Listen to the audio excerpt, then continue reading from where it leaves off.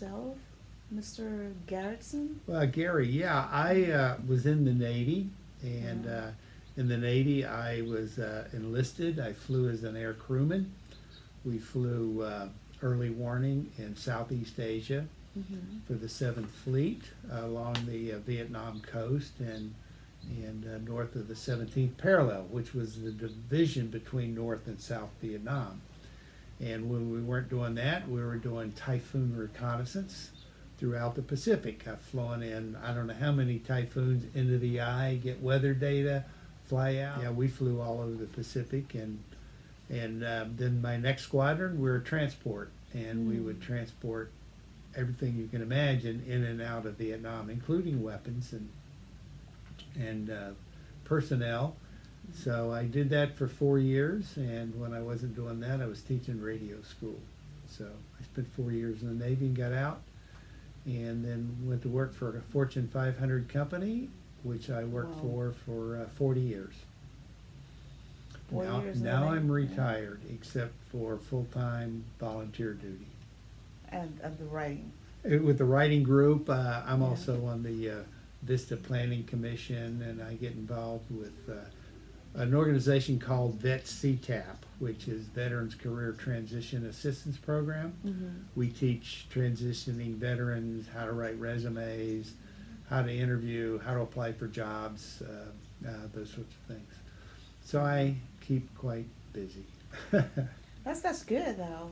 Um, Another question would be, what would be the best that ever happened to you during your military service? Gosh, I would narrow it down to two things. One is getting the opportunity to travel places like the Philippines, Thailand,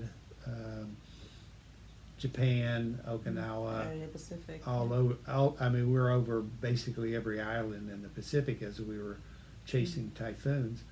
And the second one, You guys literally chase typhoon? we would track them, fly into the eye of the typhoon, take weather data, and then Oh. present the weather data to the Joint Typhoon Tracking System, and they would notify the Seventh Fleet where the typhoon was going, and all the weather data, how fast the winds are blowing and so forth. I've seen probably flowing through 180 mile an hour winds, bounced all over the place. But when you're 19, nothing bothers you. The other thing is getting a chance to serve and serve with some incredible people. Mm-hmm. That was the second greatest thing that probably happened to me in the military. The training, obviously, and the opportunity to take responsibility. Mm-hmm. To take a 19-year-old and say you're responsible for the navigation and communication of this aircraft, and there are 30 people on board or 100 people on board, and you got to do your job. So Did you miss it? I almost stayed in, actually, but I got a great job offer, and as I said, stayed with the company for 40 years. So Can you what advice would you give to the new recruits that we have with our young military? I would say the advice that I often give to people getting out of the military, and it's three things: show up on time every day, ready to work with the right attitude. Is that what it is? That's I went to a seminar once, and this CEO of this company said 90% of the problems he has with this company is because people don't show up, they don't show up on time, or they don't have the right attitude.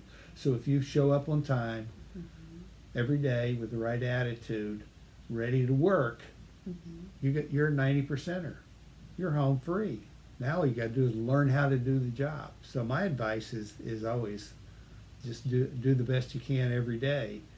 I have a little challenge coin. On one side it's got P is greater than E.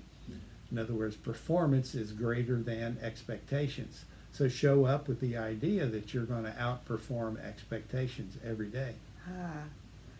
Can you tell us about the Veterans Writing Group? Yeah, we've been together about 12 years, and it's a group of veterans from World War II all the way up to the present time, and including several active duty uh, Marines that are stationed here at Camp Pendleton that come periodically.